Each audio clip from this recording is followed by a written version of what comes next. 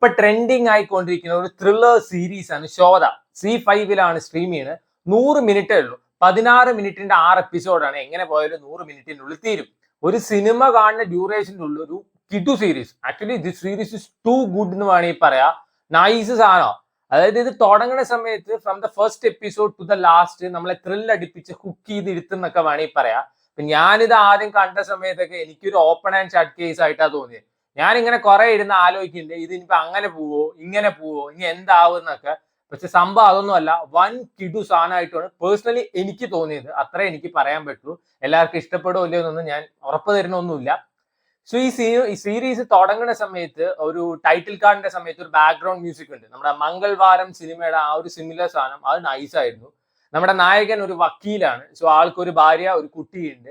ആളുടെ ബർത്ത്ഡേ സെലിബ്രേഷന്റെ അന്ന് ഭാര്യ എല്ലാ സെറ്റപ്പും കാര്യങ്ങളൊക്കെ നടത്തി വെച്ചിട്ട് പെട്ടെന്ന് നോക്കുമ്പോൾ ഭാര്യയെ കാണാനില്ല.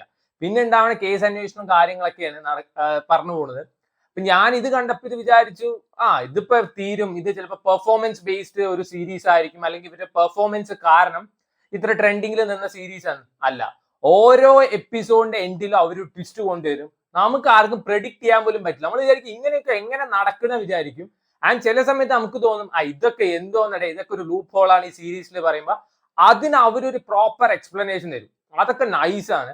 എസ്പെഷ്യലി ഈ സീരീസ് പീക്ക് ചെയ്ത് എവിടെ വെച്ചാൽ ഈ സീരീസിന്റെ ഹീറോ ഒരു പോലീസ് സ്റ്റേഷനിൽ വെച്ചിട്ട് കുറച്ച് കാര്യങ്ങളൊക്കെ പറയുന്നുണ്ട്. അത് വൺ കിടുവായിരുന്നു. എനിക്ക് ഏറ്റവും ഇഷ്ടപ്പെട്ട ഒരു പോർഷൻ അതാ. സോ ഇതില് നായകനായിട്ട് അഭിനയിച്ച ആൾ കിടു പെർഫോമൻസ് ആയിരുന്നു കേട്ടോ. എടുത്ത് പറയണം, ആളുടെ പെർഫോമൻസ് അടിപൊളിയായിരുന്നു. സോ ആദ്യമൊക്കെ നമ്മൾ വിചാരിക്കും ഇയാൾ എന്തോന്ന് ഈ ടെൻഷൻ അടിച്ചൊക്കെ കാണിച്ചു കൂട്ടുന്നതൊക്കെ. പക്ഷെ എല്ലാത്തിനും ഒരു റീസൺ ഉണ്ട്. അങ്ങേര് അടിപൊളിയായിരുന്നു. ആൻഡ് ഇതിലൊരു ലേഡി ക്യാരക്ടർ ചെയ്ത ഒരു കൊച്ചുണ്ട്, അടിപൊളിയായിരുന്നു. ഇങ്ങനത്തെ സ്ട്രോങ് ക്യാരക്ടേഴ്സ് വേണം. സിനിമ ഡിമാൻഡ് ചെയ്യുന്ന അല്ലെങ്കിൽ സീരീസ് ഡിമാൻഡ് ചെയ്യുന്ന സമയത്ത് ഇങ്ങനത്തെ സ്ട്രോങ് ക്യാരക്ടേഴ്സ് വരണം.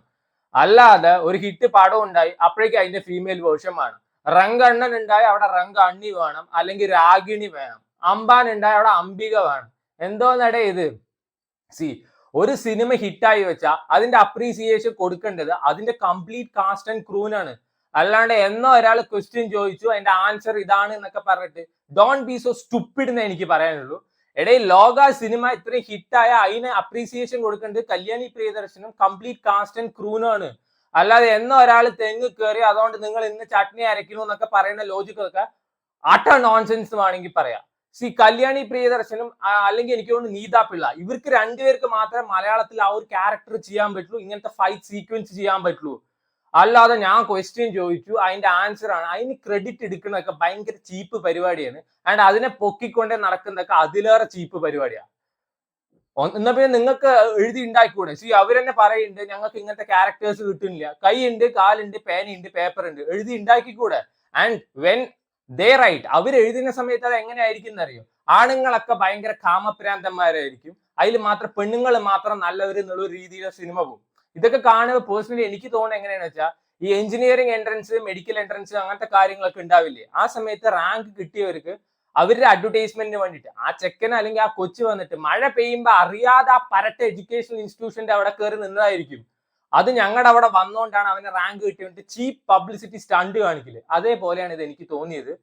സോ ഇവരൊക്കെ പെസ് കളിക്കാത്തത് വളരെ നല്ല കാര്യം എന്നേ ഞാൻ പറയുള്ളൂ. ഇല്ലെങ്കിൽ അവരിനി കൊനാമിക്കെതിരെ സമരം ചെയ്യും. അതായത് വുമൺ ഫുട്ബോളേഴ്സിന്റെ കാർഡ് കൊണ്ടുവരണമെന്ന്. എന്നിട്ട് അവരെ കൊണ്ടുവന്നിട്ട് ഈ കന്നവാരോ, മാൽറ്റിനി, ബരേസിനൊക്കെ ഫൗൾ ഇടിപ്പിച്ചിട്ട് വി ആർ ദ സ്ട്രോങ്ങസ്റ്റ് അങ്ങനത്തെ ഒരു ആറ്റിറ്റ്യൂഡുള്ള ആൾക്കാരാണ് അവര്. സോ ഇതാണ് പ്രശ്നം. പറഞ്ഞു കഴിഞ്ഞു വെച്ച സീരീസിനെ പറ്റി പറയാൻ തുടങ്ങിയത് ഇപ്പൊ എവിടെ എത്തി കണ്ടില്ലേ. സോ ഇത് കന്നഡ സീരീസ് ആട്ടോ ബേസിക്കലി. അതുകൊണ്ട് തന്നെ സബ് ടൈറ്റിൽ മാത്രം അവൈലബിൾ ഉള്ളൂ, വേറെ ലാംഗ്വേജിലൊന്നും അവൈലബിൾ അല്ല. അതാണ് ഈ സീരീസിന്റെ ഒരു നെഗറ്റീവ്. ഇപ്പൊ C5 വരുന്ന ഒറിജിനൽസ് എല്ലാം അങ്ങനെയാണ്, അതേ ലാംഗ്വേജിൽ മാത്രമേ ഉണ്ടാവുള്ളൂ, പക്ഷെ ക്വാളിറ്റി സാധനമായിരിക്കും. സോ ഇത് catch me if you can അങ്ങനത്തെ ഒരു ഇംഗ്ലീഷ് പ്ലേയുടെ ഒരു അഡാപ്റ്റേഷൻ ആണ് പറയുന്നത്. ഇതിന് മുമ്പ് അതിന്റെ ചുറ്റിപ്പറ്റി കുറെ അഡാപ്റ്റേഷൻ വന്നിട്ടുണ്ട്. സോ അതൊന്നും കാണാത്തവർക്ക് ഇതൊരു നൈസ് എക്സ്പീരിയൻസ് ആയിരിക്കും എന്നാണ് പേഴ്സണലി എനിക്ക് തോന്നിയത്. ലാസ്റ്റ് ഈ സീരീസ് കഴിയും പറയുമ്പോൾ അവിടെ അവർ ട്വിസ്റ്റും കാര്യങ്ങളൊക്കെ കൊണ്ടുവന്നിട്ടുണ്ട്. ഇതിൽ അഭിനയിച്ച ഒരു പോലീസ് ഓഫീസർ അങ്ങേര് നൈസ് ആയിരുന്നു. അതേപോലെ തന്നെ ഇയാളുടെ ഭാര്യയുടെ അനിയത്തിയെ അഭിനയിച്ച കൊച്ച്, ഇവൻ മകളായിട്ട് അഭിനയിച്ച കൊച്ച്, എല്ലാവരും കിടുവായിരുന്നു.